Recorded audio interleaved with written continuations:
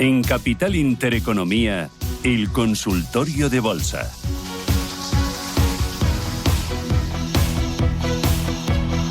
Bueno, vamos con las consultas. Ahí, 9:37, 23 minutos. Llegamos a las 10 con Franco Machiavelli, analista de mercados. Franco, ¿qué tal? Buenos días. Muy buenos días, Susana. ¿Qué tal? ¿Cómo estamos? Muy bien. Oye, lo primero, el mercado español, ¿cuánto más abajo lo ves? Bueno, yo creo que por el efecto arrastre puede que lleguemos a ver un poquito más a medida que nos vamos acercando sobre todo al Liberation Day, ¿no? Que es un poco lo que ya están descontando todos los mercados realmente. Y si miramos un poquito concretamente el IBEX, sabiendo que veníamos francamente bien, pues al final tener algo de retrocesos como mínimo hasta el último nivel del mínimo creciente, que sería justamente zona de 12.750 aproximadamente, lo que solemos llamar zona de demanda.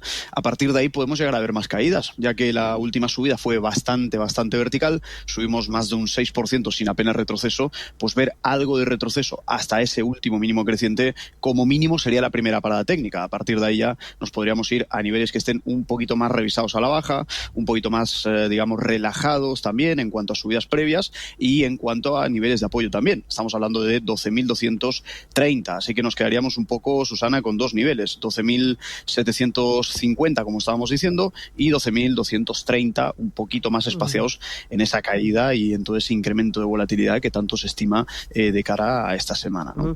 ¿Qué está funcionando como refugio dentro de lo que es renta variable? Baja volatilidad, básicamente baja volatilidad. Si miramos sobre todo, hay un ETF bastante que lo estoy siguiendo bastante últimamente, que es el SPLV, que es el SP500 Low Volatility, y si nos damos cuenta, de hecho podemos hacer como una breve comparativa, ¿no? Es decir, si comparamos el SPLV y hacemos una comparativa justamente con lo que sería el SP500, nos vamos a dar cuenta que uno, dentro de lo que cabe, viene relativamente bien y el otro viene un poquito más, digamos, rezagado a la baja en este caso, ¿no? En pantalla lo estamos viendo, la línea azul sería el de baja volatilidad y la línea de color granate o color lila sería básicamente el SP500 tradicional. Entonces démonos cuenta, Susana, la gran diferencia que está viendo, y estamos hablando de lo que me has pedido, renta variable, no estamos hablando de otro tipo de cosas. O sea que baja volatilidad, SPLV, acciones con beta defensiva, es lo que mejor está resistiendo un poco todo este entorno de alta volatilidad. Me interesa también el oro. ¿Lo ves subiendo mucho más?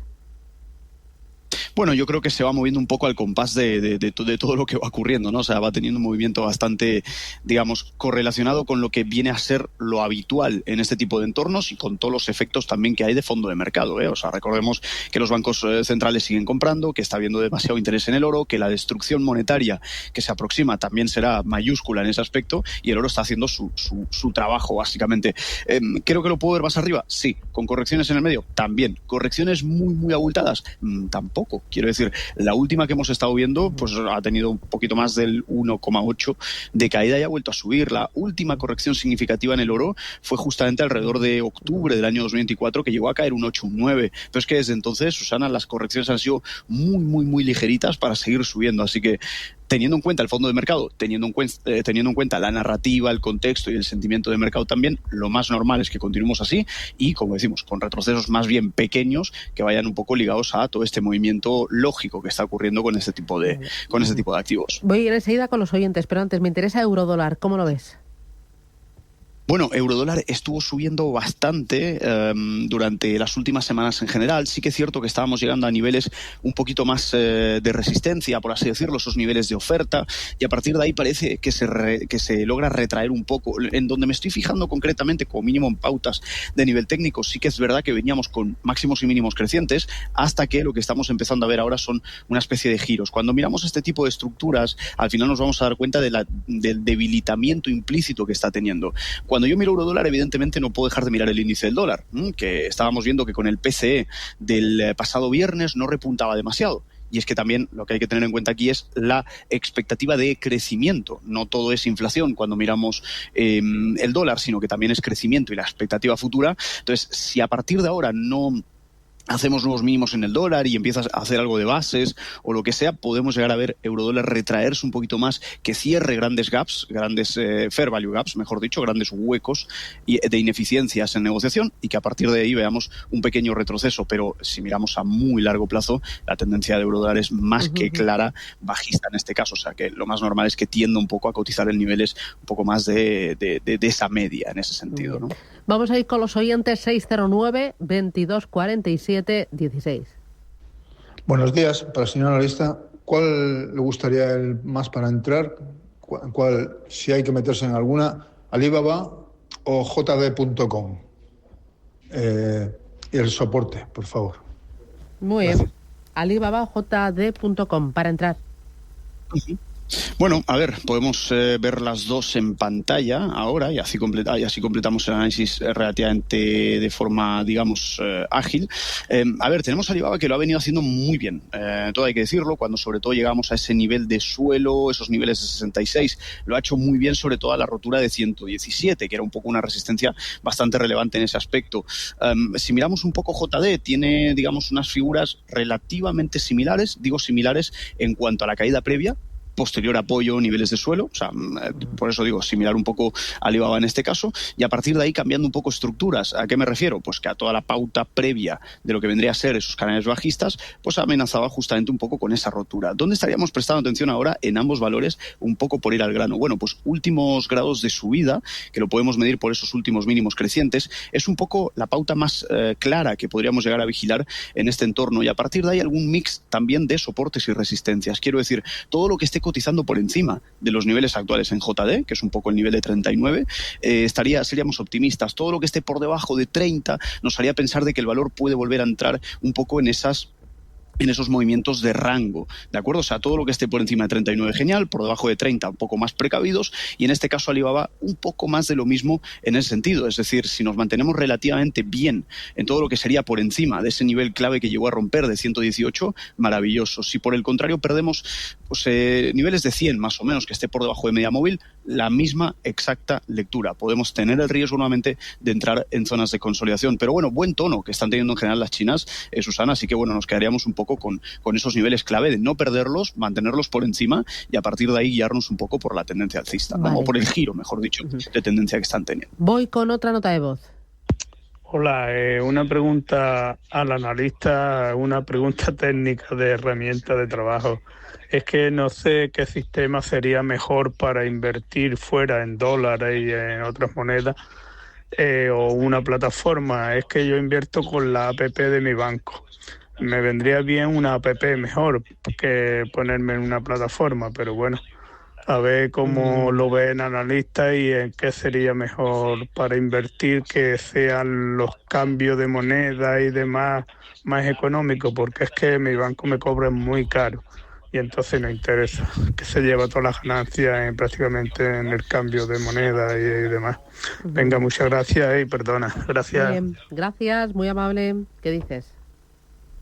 Bueno, a ver, aquí me ponéis en un brete, ¿no? Yo trabajo en la industria y, claro, y al final tenemos esas limitaciones. Lo que le diría al oyente es lo siguiente: los bancos por lo general siempre han tendido a cobrar más en la operativa en mercados, y con que mire básicamente un listing, una comparativa de brokers en Internet, ¿no? Básicamente que con votaciones, con opiniones, etcétera, etcétera, pero que vaya destinado puramente a lo que es el servicio de intermediación. Con eso, a partir de ahí empezaría a tener ventajas en cuanto a tipo de cambio, en cuanto a accesibilidad, en cuanto a costes, en cuanto a comisiones.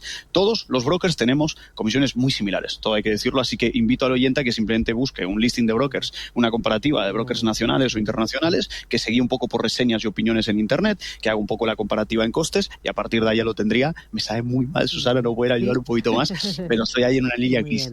Muy bien. Oye, mira, uno de los oyentes a través del canal de YouTube dice: ¿cómo ve ACS? Tengo un 3% de ganancia, no sé si salir de cara a Liberation Day y luego volver a entrar. A ver, creo que es, sin querer sesgar al cliente, pero creo que es una visión bastante madura, quiero decir, bastante conservadora, y tiene bastante sentido. ¿Pero por qué digo esto? Porque si estuviésemos en un nivel de suelo en ACS, diríamos, bueno, O sea, a lo mejor si aguantamos el nivel de suelo, perfecto, pero es que estamos en un nivel de resistencia como estamos viendo en pantalla, quiero decir, o mejor dicho, bueno, sí, resistencia de techo, digamos, en la parte del techo del canal alcista, ¿no? O sea, si nos damos cuenta un poco de niveles actuales, ¿no? Un poco ubicados en zona de 53 aproximadamente, a partir de ahí, cuando miramos justamente el nivel de 53, pero miramos qué es lo que genera la rotura a la baja de este nivel, nos vamos a dar cuenta de que estamos rompiendo a la baja una tendencia alcista. Esa tendencia alcista secundaria, quiero decir, es un canal alcista primario muy amplio en el tiempo y ahora hemos llegado justamente a la parte alta de ese canal. Estamos ubicados en zona de 53 rompiendo la baja y cuando miramos un poco más de forma detenida a lo que ha estado ocurriendo, nos damos cuenta de que esa perforación de niveles a donde nos puede llevar es justamente a un grado correctivo dentro del propio canal alcista. En este caso, si miramos hacia atrás, nos vamos a dar cuenta de dinámicas muy similares que tuvo en este caso el valor en ese sentido. Por ejemplo, zona que estoy señalando ahora mismo en pantalla, esa zona sobre todo de 38 que llegó a ocurrir en el pasado, cuando la rompimos a la baja lo que obtuvimos fue un grado de corrección. Por lo tanto, podríamos llegar a esperar algo similar si este nivel se perfora y a partir de ahí estaríamos mirando sobre todo niveles un poquito más de apoyo, niveles de suelo, niveles intermedios que estén un poco más alejados de la, entre comillas, sobrecompra actual, ¿no? Vale, mira, otra de las consultas a través del canal de YouTube de Radio Intereconomía. Dice, buenos días para el analista. ¿Qué me aconsejaría entrar en la bolsa española aprovechando las caídas de estos días? Lo pregunta José Manuel Martínez. Bueno, yo creo que todo lo que ha estado fuerte, ¿no? En general, Susana, es decir, si miramos un poco, si miramos el selectivo en general, ¿no? Lo miramos un poco en gráfico de 4 horas, sí que es verdad que viene un poquito penalizado, es lo que decíamos antes, ¿no? Mirar un poco zonas clave, como estábamos diciendo, 12.750, 12.800 más o menos también es buena zona, y a partir de ahí, si vemos que el conjunto de valores que más pesan dentro del IBEX también se ven arrastrados por este efecto de corrección, a partir de ahí estaremos hablando de grandes valores, ¿no? Podemos estar mirando banca, ¿no? Que también estaría retrocediendo un poquito, ese Santander más o menos 5,9, esos niveles de suelo, esos niveles de apoyo, de confluencias. Podríamos estar mirando, pues como no, Inditex, que también ha estado sufriendo un poco y que venía a hacerlo muy muy bien. Y esa pauta correctiva que hemos estado viendo, pues también logra sanear un poco algunos niveles un poco más excedidos en el pasado que había estado teniendo. Por lo tanto, niveles de suelo que sean atractivos en valores grandes, que más pesan dentro del IBEX y que además van un poco en consonancia con ese efecto correctivo. En cuanto el IBEX frenase en ese aspecto, vemos un poco los más grandes, como pueden ser alguno de estos, o por ejemplo también la parte de Iberdrola, pues también, ¿no? En este caso que viene muy muy bien, pero un poquito de retroceso, niveles de suelo que estén un poquito más cercas, pues está maravilloso. A partir de ahí seguiríamos un poco con la fuerza de fondo de mercado, simplemente aprovechando pequeñitas correcciones, en este caso en los valores más grandes, guiándonos por el selectivo principal en ese aspecto, como estábamos diciendo antes. Vale, voy ahora con otra nota de voz. Adelante. Buenos días. Quisiera que el analista me orientara sobre el momento de entrada en ACS y en AstraZeneca, AZN. Muchas gracias por la información. Muy bien. ACS y AstraZeneca, ¿cómo lo ves?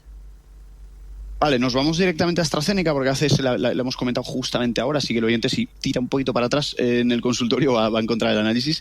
Y a ver, AstraZeneca, pues no podemos decir mucho malo realmente, Susana, porque viene teniendo apoyos muy buenos en media 200 gráficos semanal. Quiero decir, si nos damos cuenta cada vez que tenemos un testeo de este estilo, en media móvil de 200 semanal acabamos teniendo rebotes significativos como los que estamos viendo justamente ahora en pantalla. Ahora mismo venimos de rebotar hace, bueno, pues un par de meses, finales del año 2024, finales del año pasado. ¿Cómo estamos ahora? Pues un seguimiento de tendencia. O sea, no hay mucho más que objetar en este aspecto. Si mantenemos estos niveles de suelo, nada que objetar. Seguiríamos un poco con esa continuación de los movimientos alcistas. Lo único que sí estaríamos empezando a tener un poquito más en cuenta para empezar a valorar mayores subidas y que consolide bien la tendencia alcista, es una rotura del máximo previo. Esto es un reto, Susana, porque cuando venimos muy bien, sin embargo nos encontramos ante máximos que son iguales, esto nos puede avisar de un cambio de tendencia. A partir de ahí vigilaríamos un poco la rotura de confluencia de suelos ubicada en 62. Si por el contrario lo que hacemos es superar ese nivel previo, todos estos apoyos, el media móvil, etcétera, etcétera, se mantendrían y al final lo que tendríamos es tan simple como, digamos, un seguimiento y una proyección más de la propia tendencia alcista que ya traemos. Así que subida saludable, estamos un poquito en el medio de ese rebote, por eso hablamos de forma tan importante de ese nivel previo de 85, que lo debería romper con fuerza, y a partir de ahí seguir proyectando el movimiento secular, ¿no? Muy bien, voy ahora con nota de voz. Hola, buenos días. En primer lugar, gracias por vuestros consejos que nos ayudan mucho.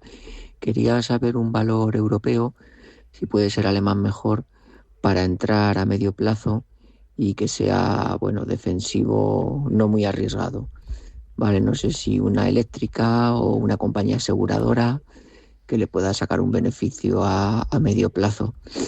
Entendiendo que el mercado no va a caer mucho, claro, si hay una debacle, pues nada, pero a ver si me puede aconsejar, por favor. Muy bien, ¿qué dices?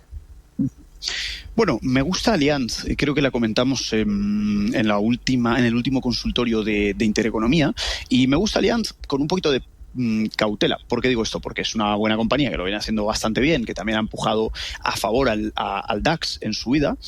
Sin embargo, estamos un pelín sobrecomprados. Es un poco el nivel que estamos viendo actualmente, Susana. O sea, es decir, es un valor que lo tengo vigilando, pero que ahora mismo no lo tengo en timing de pura entrada, pero sí estando atento, sobre todo porque el oyente decía, considerando que no caiga mucho el mercado, etcétera, etcétera. Bueno, yo aplicaría considerando que pueda llegar a caer por la parte de volatilidad, de la narrativa, de aranceles, de todo este tipo de cosas, pues ver dos posibles apoyos a mí me resultarían muy interesantes. Uno es el nivel de 336, es un poco el último grado de tendencia, esa tendencia secundaria. Le llamamos secundaria a la propia tendencia que está dentro de otra tendencia, ¿de acuerdo? Entonces miraríamos 336 y en ese aspecto luego si rompemos este nivel miraríamos 300. ¿Cuál es mi favorito? Pues claramente nivel de 300 es muchísimo más saludable y a la larga se ha mantenido muy bien cada vez que ha testeado estos niveles. Estamos manteniendo muy bien esta tendencia desde el inicio del mercado alcista, octubre del año 2022. Vale. Mira, ¿me puede dar su opinión, lo dice en el canal de YouTube de Radio Intereconomía, de Tesla y Alphabet? Los ves mucho más bajos, bueno, son de los más castigados este año, ¿no?